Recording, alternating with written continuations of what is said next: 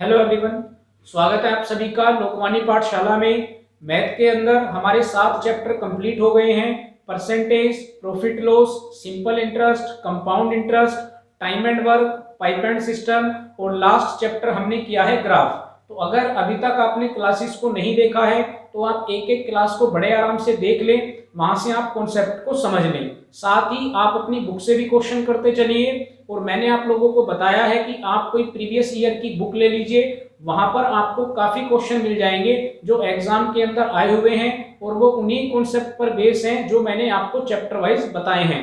साथ ही अगर आपने अब तक हमारे चैनल को सब्सक्राइब नहीं किया है तो आप चैनल को सब्सक्राइब कर लीजिए ताकि आपको पिछली क्लास और हर आने वाली क्लास लगातार मिलती रहे। कैसे चैनल को सब्सक्राइब करना है? तो सबसे पहले आप YouTube के सर्च बॉक्स में लिखेंगे लोकवाणी पाठशाला, LOKWANIPATHSHALA। जब आप लोकवाणी पाठशाला लिखेंगे तो हमारा चैनल ओपन होगा, वहां पर एक सब्सक्राइब का बटन होता है, उस पर आप एक बार क्लिक करेंगे तो चैनल सब्सक्राइब हो जाएगा। तो चैनल के अंदर मैंने एक प्लेलिस्ट बनाई हुई है और उस प्लेलिस्ट में मैंने हर चैप्टर को अलग अलग कैटेगराइज किया हुआ है, तो वहां जाकर आप हर चैप्टर की अलग अलग क्लास देख सकते हैं। साथ ही मैंने आप लोगों के लिए प्रैक्टिस सेट भी अवेलेबल कराए हैं, तो वो भी आपको प्लेलिस्ट में मिल जाएंगे, उनकी भी आप अच्छे से प्रैक्टिस कीजिए। रीजनिंग की क्लास भी आपको मिलेंगी। रीजनिंग के अंदर ब्लड रिलेशन का चैप्टर मैं कंप्लीट करा चुका हूँ, कैलेंडर की 4 क्लास कंप्लीट हो चुकी हैं, तो ये सब आपको प्लेलिस्ट के अंदर मिल जाएगा।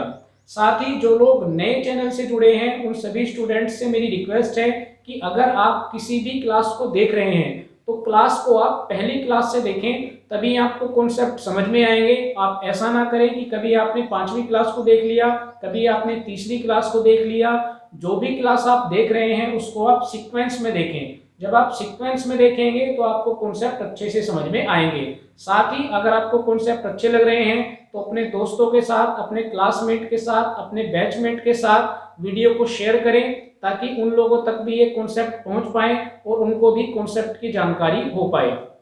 आज हम एक नए चैप्टर की शुरुआत कर रहे हैं। जैसा कि आपको पिछली क्लास में बताया गया था कि अब हम अनुपात वाला चैप्टर पढ़ेंगे, उसके बाद मैं आपको मिश्रण का चैप्टर कराऊंगा, उसके बाद एज वाला चैप्टर होगा। तो लगातार ये 3 चैप्टर अब मैं आप लोगों को कराने वाला हूं, तो आप हमसे जुड़े रहिए। चलिए इस चैप्टर की शुरुआत करते हैं और सबसे पहले हम कुछ बेसिक क्वेश्चन करेंगे और इन क्वेश्चन को करने के बाद ही आपको अनुपात का कॉन्सेप्ट समझ में आएगा कि रेशियो यानी अनुपात है क्या और किस तरह से उसके क्वेश्चन हम लोग करते हैं। तो चलिए पहले ये 2 से 3 बेसिक क्वेश्चन करते हैं, फिर कुछ आगे क्वेश्चन करेंगे।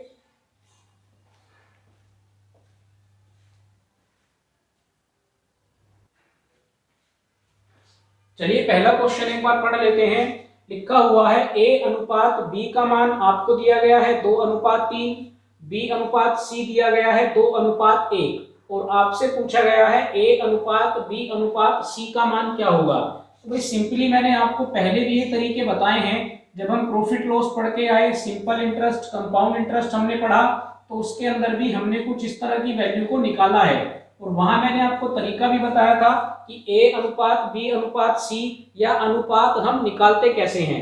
बाकी मैं आपको यहाँ पर 2 तरीके बताऊंगा अनुपात निकालने के, जो भी आपको बेहतर लगे उस तरीके से आप अनुपात को कैलकुलेट कर सकते हैं। तो आपको क्या दिया गया है भाई? आपको दिया गया है a अनुपात b का मान और ये आपको कितना दिया गया है? तो ये दिया गया है 2:3। फिर आपको दिया गया है b अनुपात c का मान, तो ये आपको कितना दिया गया? ये आपको दिया गया 2:1।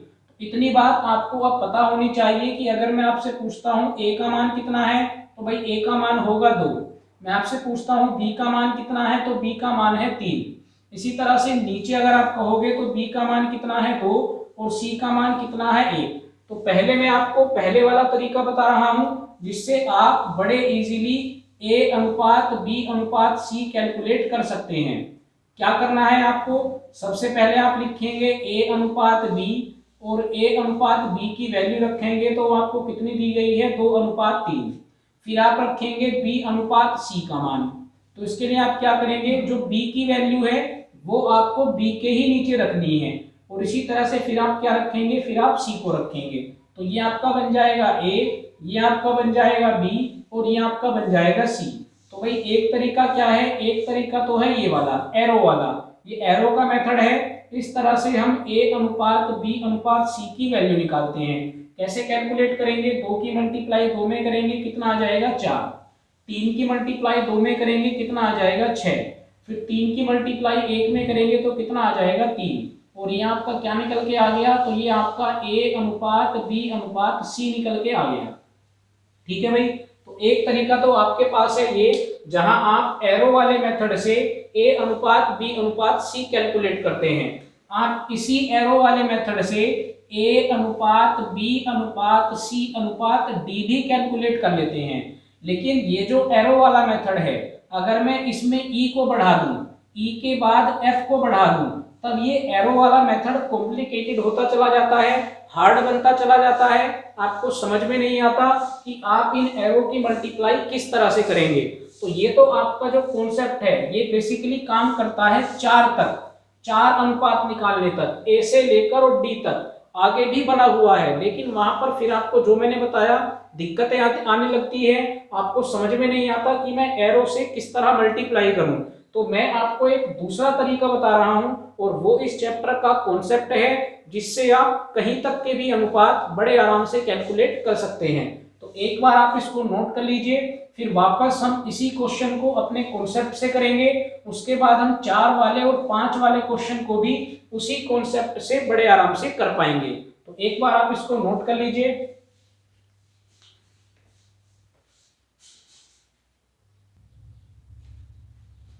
चलिए भाई, अब हम एक बार कॉन्सेप्ट को समझेंगे। तो हमें क्या दिया गया है, हमें दिया गया है a अनुपात b, और उसकी वैल्यू क्या दी गई है 2 अनुपात 3।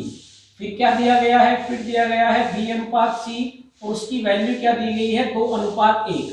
सबसे पहले तो जो मैंने आपको बताया, ये आपको पता होना चाहिए कि a की वैल्यू यहाँ पर 2 है और b की वैल्यू कितनी है 3 है। यहाँ पर b की वैल्यू 2 है और c की वैल्यू कितनी है 1 है। तो जो आपका कॉन्सेप्ट है उस पे आपको किस तरह से काम करना है भाई, आपको a अनुपात b अनुपात c का मान ये आपको कैलकुलेट करना है। तो लिखेंगे आप पहले की ही तरह। सबसे पहले आपने क्या लिखा, a अनुपात b लिखा, वो आपको कितना दिया गया है 2 अनुपात 3 दिया गया है। फिर आप क्या लिखेंगे, फिर आप b अनुपात c लिखेंगे। तो आपको b के नीचे कितना लिखना है 2 और c के नीचे कितना लिखना है 1। यहां तक का काम आपका पहले वाला ही रहेगा। अब आपको सिंपली क्या करना है भाई, ये जो आपके पास वैल्यू आई है, इसमें आप ये देख रहे हैं कि जो b का मान है वो ऊपर 3 है और नीचे कितना है 2 है। तो मुझे क्या करना पड़ेगा कि अगर मुझे ये वैल्यू अलग अलग मिलती हैं तो मैं क्या करूंगा, मैं इन वैल्यू को बराबर करूंगा। यहाँ पर कौन अलग अलग है, तो यहाँ पर b की वैल्यू अलग अलग है। तो मुझे इसको 1 बनाने के लिए क्या करना पड़ेगा, तो भाई मैं ऊपर वाले पार्ट में 2 से मल्टीप्लाई कर देता हूँ और नीचे वाले पार्ट में 3 से मल्टीप्लाई कर देता हूँ। ये कॉन्सेप्ट हम पहले से पढ़ते आ रहे हैं। तो अगर आप 2 की मल्टीप्लाई ऊपर करेंगे तो मल्टीप्लाई होती है पूरी लाइन में, 2 की मल्टीप्लाई 2 में करेंगे तो भाई कितना आ जाएगा 4, फिर 2 की मल्टीप्लाई 3 में करेंगे तो कितना आ जाएगा 6, कंप्लीट हो गया। अब नीचे 3 की मल्टीप्लाई हम 2 में करेंगे तो वापस 6 ही आएगा, और क्योंकि ये b का मान है तो इसको 2 बार लिखने की जरूरत नहीं है। उसके बाद 3 की मल्टीप्लाई 1 में होगी तो कितना आ जाएगा 3, और यही आपका क्या बन जाएगा, यही आपका बन जाएगा a अनुपात b अनुपात c। और आपको किसी भी एरो को लगाने की जरूरत नहीं है, ना आपको ये सोचना है कि मुझे किसकी मल्टीप्लाई कहां पर करनी है। आपको सिंपली क्या करना है, केवल और केवल वैल्यू को बराबर करना है, और वैल्यू को बराबर करने के बाद अपना आंसर निकालना है। चलिए अगला क्वेश्चन देखते हैं। दूसरा क्वेश्चन आपको दिया गया है x बराबर 1/3y, y बराबर 1/2z। तो आपसे पूछा गया है x अनुपात y अनुपात z कितना होगा। तो भाई आपको क्या दिया गया, x बराबर 1/3y दिया गया। तो भाई सिंपल है, y को अगर आप इधर भेज देंगे तो क्या बन जाएगा, x/y बन जाएगा, और ये कितना हो जाएगा 1/3 हो जाएगा। या फिर आप इसको क्या लिख सकते हैं, आप इसको लिख सकते हैं x अनुपात y बराबर 1/3। तो ये xy का अनुपात आ गया। इसी तरह से आपको दिया गया y बराबर 1/2z। तो आप क्या करेंगे, y/z लिखेंगे तो ये कितना बन जाएगा 1/2 बन जाएगा। या फिर आप क्या लिख सकते हैं, y अनुपात z बराबर आप लिख सकते हैं 1/2। अब आपको निकालना क्या है, तो आपको निकालना है एक्स वाई जेड। तो भाई कैसे कैलकुलेट करेंगे, वही पहले वाला तरीका, आप लिखेंगे एक्स अनुपात वाई, ये आपको कितना दिया गया, 1:3 दिया गया। फिर आप लिखेंगे y अनुपात z, तो y के नीचे y की वैल्यू लिखनी है, बस आप इस बात का ध्यान रखें। तो y की वैल्यू कितनी है 1, z की वैल्यू आगे आएगी तो इसको आप यहाँ पर लिखेंगे, z की वैल्यू कितनी है, तो ये आपको दी गई है 2। ठीक है, अब आपको क्या देखना है कि भाई ये जो y वाली वैल्यू है ये अलग अलग है, तो मुझे इसे बराबर करना है। तो ऊपर 3 है भाई, नीचे अगर मैं 3 की मल्टीप्लाई कर दूंगा, आपको केवल तरीका लगाना है कि किस तरह से आप मल्टीप्लाई करके इन वैल्यू को बराबर कर सकते हैं। तो ऊपर 3 है भाई, अगर मैं इस नीचे वाले पार्ट में 3 से मल्टीप्लाई कर दूंगा तो y की वैल्यू बराबर हो जाएगी, तो ऊपर मल्टीप्लाई करने की जरूरत नहीं है। तो अगर ऊपर हमने मल्टीप्लाई को नहीं किया तो ऊपर वाली वैल्यू को हम एज इट इज रखेंगे, x अनुपात y कितना है 1:3। नीचे जब आप 3 से मल्टीप्लाई कर रहे हैं तो y की वैल्यू को हम पहले ही कितना लिख चुके, 3 लिख चुके। अगर आप मल्टीप्लाई करेंगे तो भी 3 आएगा, तो खाली z में मल्टीप्लाई कीजिए, 3 दूनी कितना हो जाएगा 6। तो ये आपके पास क्या आ जाएगा, ये आपके पास आ जाएगा x अनुपात y अनुपात z। चलिए अगला क्वेश्चन देख लेते हैं।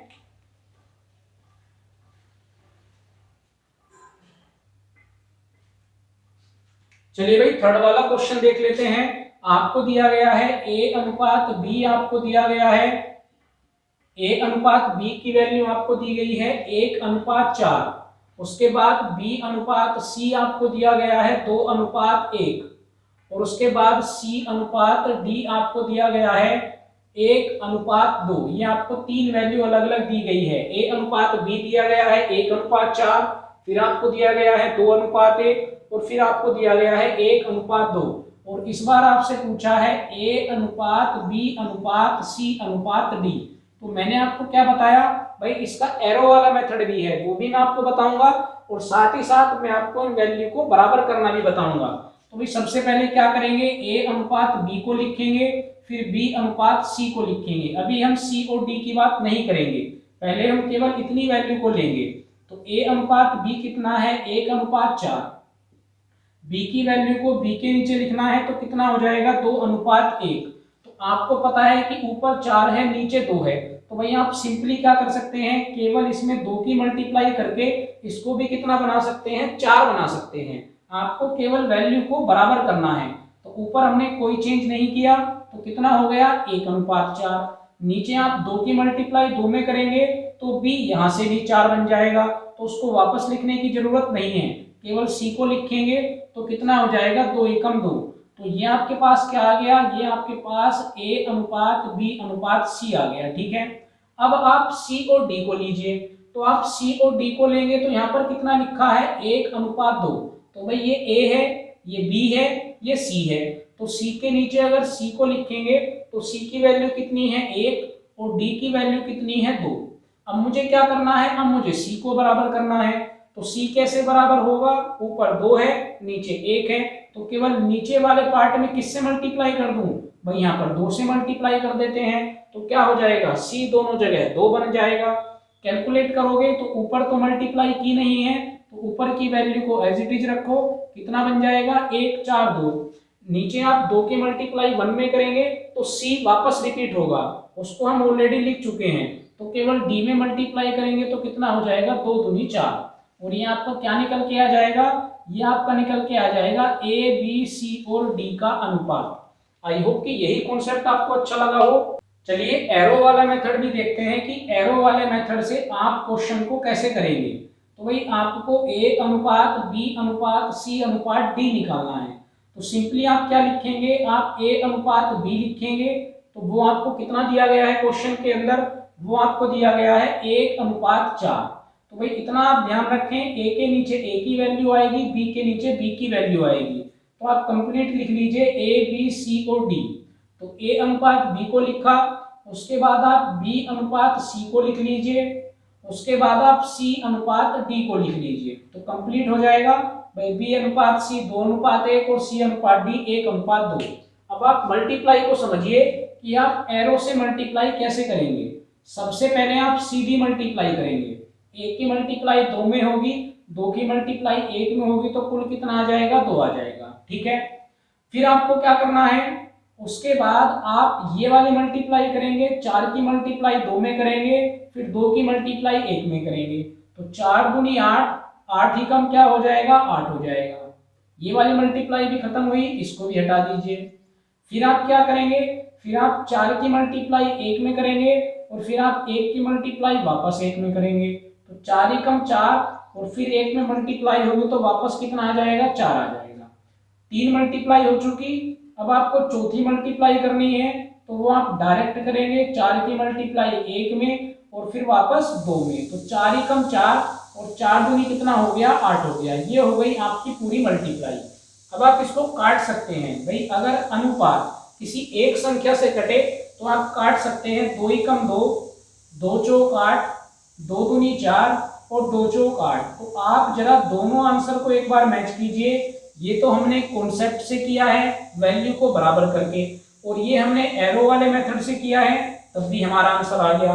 तो जो कॉन्सेप्ट आपको अच्छा लगे, बाकी अगर आप 4 से आगे जाएंगे, भाई हमने डी तक निकाला, अगर डी के बाद ई एफ जी आपसे ये पूछने लगे तो ये बहुत ही कॉम्प्लिकेटेड बन जाता है, ये काफी हार्ड बनता चला जाता है। तो बेहतर है कि आप एक एक वैल्यू को बराबर करते जाएं और क्वेश्चन में आगे बढ़ते जाएं। बाकी आप इसको भी एक बार नोट कर लीजिए, फिर आगे क्वेश्चन पर चलते हैं।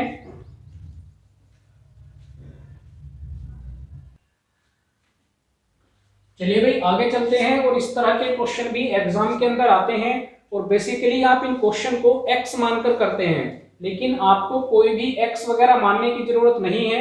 मैं आपको ऐसा कॉन्सेप्ट बताऊंगा कि आप बिना x माने भी इन सभी टाइप के क्वेश्चन को बड़े आराम से कर लेंगे। क्वेश्चन को एक बार पढ़ लेते हैं। लिखा हुआ है 3:5 के प्रत्येक पद में क्या जोड़ें कि अनुपात 2:3 हो जाए। भाई आपको पहला अनुपात क्या दिया गया, तो आपको पहला अनुपात दिया गया 3:5 और कहा गया कि इसमें क्या जोड़े कि अनुपात 2:3 हो जाए। तो आपको सिंपली क्या लिखना है, आपको वैल्यू को कुछ इस तरह से लिखना है। पहला अनुपात कितना है, 3:5, बाद में कितना हो रहा है, 2:3, और कैसे हो रहा है, तो कुछ जोड़कर हो रहा है। तो कभी जोड़कर कहा जाएगा, कभी घटाकर कहा जाएगा, कभी पहले से वैल्यू को जोड़ दिया जाएगा। तो आपको केवल और केवल इसी कॉन्सेप्ट पे काम करना है। सबसे पहला काम आपको क्या करना है, आप यहां से हॉरिजॉन्टल यानी इस तरह से आप सीधे जाकर ये देखेंगे कि क्या इन दोनों अनुपात में अंतर बराबर है। भाई 3 और 5 का अंतर कितना आ रहा है, 2 का। 2 और 3 का अंतर कितना आ रहा है, 1 का। भाई 5 में से 3 को घटाया कितना बचा, 2। 3 में से 2 को घटाया कितना बचा, 1। तो इनका जो अंतर है, इनका अंतर कैसा है, तो इनका अंतर अलग अलग है। अंतर कैसा है, तो इनका अंतर अलग अलग है। तो अगर इनका अंतर अलग अलग होगा तो पहले मुझे उनको क्या करना पड़ेगा, पहले मुझे उनको बराबर करना पड़ेगा। तो बराबर करने का तरीका मैंने आपको बता रखा है। आप सिंपली क्या कीजिए, भाई 2 की गुना नीचे कर दीजिए और यहाँ पर क्या लिखा है 1, इसकी गुना ऊपर कर दीजिए। तो इस तरह से आप इनकी आपस में क्या कर देंगे, आप इनकी आपस में गुना कर देंगे। तो भाई अगर आप 1 के ऊपर गुना करेंगे इस वैल्यू में तो कोई फर्क नहीं पड़ेगा, ये कितना रहेगा, ये 3:5 ही रहेगा। ठीक है, और जब 2 की गुना नीचे वाली लाइन में होगी तो ये क्या बन जाएगा, 2 दूनी 4 और ये क्या बन जाएगा, 2 तिया 6। अब इसका पूरे का काम खत्म। अब आपके पास नई वैल्यू ये बन गई। बात समझ में आई, गुना करने के बाद ये पूरा आपके पास खत्म हो गया। अब आपके पास ये नई वैल्यू आ गई। तो आपसे पूछा गया था कि क्या जोड़ा जाए, क्वेश्चन के अंदर पूछा गया है कि क्या जोड़ा जाए। तो आप देखिए कि इधर से आपने कितना जोड़ा, तो भाई 3 में आपने कितना जोड़ा है, जो 4 आया है तो आप बोलेंगे 1 जोड़ा है। भाई 5 में कितना जोड़ा, जो 6 आया तो आपने बोला 1 जोड़ा है। तो यही क्या हो जाएगा, यही हो जाएगा आपका आंसर। सिंपली आपको क्या करना है, वैल्यू को आपको बराबर करना है। बराबर करने के बाद जो भी इनका डिफरेंस होगा वही आपका क्या होगा, वही आपका आंसर होगा। चलिए अगला क्वेश्चन देखते हैं। लिखा हुआ है 17:19 के प्रत्येक पद से क्या घटाया जाए। इस बार घटाने के लिए कहा गया है। तो आपको पहला अनुपात क्या दिया गया, 17:19, और पूछा गया इसमें से क्या घटाया जाए कि अनुपात 5:7 हो जाए। ये आपको करना है। तो भाई मैंने आपको क्या बताया, सबसे पहले आप हॉरिजॉन्टली जाके ये देखेंगे कि इनके बीच का अंतर कैसा है। तो भाई 17 और 19 के बीच में कितने का अंतर है, 2 का। 5 और 7 के बीच में कितने का अंतर है, 2 का। तो अगर ये अंतर बराबर है तब तो आपके लिए और भी आसान है, आपको मल्टीप्लाई भी नहीं करनी। आपको सिंपली क्या देखना है, आपको सिंपली ये देखना है कि इनमें कितने का अंतर आ रहा है। तो भाई 17 का कितना बन गया, 5, तो कितना घटा, तो इसका मतलब 12 घटा। 19 से कितना बन गया, 7, तो यहाँ भी कितना घटा, 12 घटा। और यही क्या हो जाएगा, यही हो जाएगा आपका आंसर। अगला क्वेश्चन पढ़ते हैं। लिखा हुआ है 2 राशि में 2:3 का अनुपात है, प्रत्येक राशि से 5 घटाया गया तो अनुपात 3:5 हो गया। तो आपको छोटी राशि का मान बताना है। भाई आपको राशियों का अनुपात क्या दिया गया, तो वो आपको दिया गया 2:3। और जब इनमें से 5 को घटाया गया, कितने को घटाया गया है, 5 को, तो ये आप थोड़ी देर के लिए अलग लिख लीजिए। 5 को घटाया गया तो अनुपात क्या बन गया, तो भाई अनुपात बन गया 3:5। हमें सिंपली वही काम करना है। सबसे पहले हम डिफरेंस देखेंगे कि क्या इनमें डिफरेंस यानी अंतर एक जैसा है। तो यहाँ पर अंतर है 1 का और यहाँ पर अंतर है 2 का। तो इन अंतर को हमें क्या करना है, बराबर करना है। तो 2 की मल्टीप्लाई यहाँ पर कर देते हैं और 1 की मल्टीप्लाई यहाँ पर कर देते हैं। तो गुना करने के बाद ये अंतर कैसा हो जाएगा, तो ये बराबर हो जाएगा। तो भाई अगर आप 2 की मल्टीप्लाई ऊपर करेंगे तो ये बन जाएगा 4, फिर 2 की मल्टीप्लाई आप यहाँ पर करेंगे तो ये बन जाएगा 6। 1 की मल्टीप्लाई आपको नीचे करनी है तो कोई फर्क नहीं पड़ेगा, 1 से मल्टीप्लाई 3 में करेंगे 3 ही रहेगा, 1 की मल्टीप्लाई 5 में करेंगे तो 5 ही रहेगा। इसके बाद इसका रोल हो गया खत्म। अब ये आपके पास अनुपात बन गया। तो क्वेश्चन के अकॉर्डिंग कितना घटाया गया है, 5 घटाया गया है। भाई हमारे अकॉर्डिंग कितना घटाया गया, तो अब हम इस तरह से देखेंगे। पहले हम अंतर को इस तरह से देखेंगे हॉरिजॉन्टली, और फिर हम क्वेश्चन के अकॉर्डिंग उसको हम देखेंगे वर्टिकली। ठीक है, तो हमारे अकॉर्डिंग कितना घटाया जा रहा है, 1 घटाया जा रहा है। इधर भी 1 घटाया, इधर भी 1 घटाया, तो हमारे अकॉर्डिंग तो 1 घटाया है। क्वेश्चन के अकॉर्डिंग कितना घटाया है, क्वेश्चन के अकॉर्डिंग 5 घटाया है। यानी 1 का मान कितना हो गया, 1 का मान 5 हो गया। आपसे पूछा गया छोटे वाली राशि कौन सी है, तो ये हमारा पहले वाला अनुपात था। इसी अनुपात से हम छोटी और बड़ी वाली राशि को निकाल के लाएंगे, जो हमारा पहले वाला अनुपात होगा। तो पहले वाला अनुपात हमारा कितना है, 4:6। तो 4:6 में छोटा कौन है, तो छोटा है भाई 4। तो 1 का मान कितना है, 5, तो 4 का मान कितना हो जाएगा, तो 4 के साथ 5 की मल्टीप्लाई कर दीजिए, तो आपका आंसर कितना आ जाएगा, आंसर आ जाएगा 20। अगर हमसे कहा जाता कि नए वाले अनुपात में, अगर क्वेश्चन कहा जाए नए अनुपात में छोटी राशि बताइए कौन सी है, तो फिर हम किसका मान निकालेंगे, फिर हम 3 का मान निकालेंगे, क्योंकि ये हमारा नया वाला अनुपात है। तो 1 का मान 5 है, तो 3 का मान कितना हो जाता, तो 3 का मान 15 हो जाता। लेकिन फिलहाल हमारा आंसर क्या होगा, तो फिलहाल हमारा आंसर होगा 20। तो ये बहुत बेसिक से क्वेश्चन है, यहाँ से कभी कभी एग्जाम के अंदर क्वेश्चन आ जाता है, तो इनकी आप अच्छे से प्रैक्टिस कीजिए। आपकी बुक में ऐसे काफी क्वेश्चन मिलेंगे। तो ये पहली क्लास थी जहां मैंने आपको 6 से 7 बेसिक और इंपॉर्टेंट क्वेश्चन कराए हैं। इनकी आप बढ़िया से प्रैक्टिस कीजिए। अगली क्लास के अंदर मैं आपको अनुपात वाले ही एग्जाम वाले क्वेश्चन कराऊंगा, ताकि आप एग्जाम वाले क्वेश्चन को भी समझ सकें कि एग्जाम के अंदर ज्यादातर किस तरह के क्वेश्चन आते हैं। तो इस क्लास की अच्छे से प्रैक्टिस कीजिए। पिछले 7 चैप्टर की प्रैक्टिस बढ़िया से कीजिए, रीजनिंग के चैप्टर को कवर कीजिए, ताकि आपका सिलेबस फटाफट कंप्लीट हो और फिर आपके पास करने के लिए केवल और केवल प्रैक्टिस रहे। तो बढ़िया से पढ़ते रहिए, मेहनत कीजिए। अगली क्लास में नए कुछ क्वेश्चन के साथ आप लोगों से वापस मुलाकात होगी। Thank you.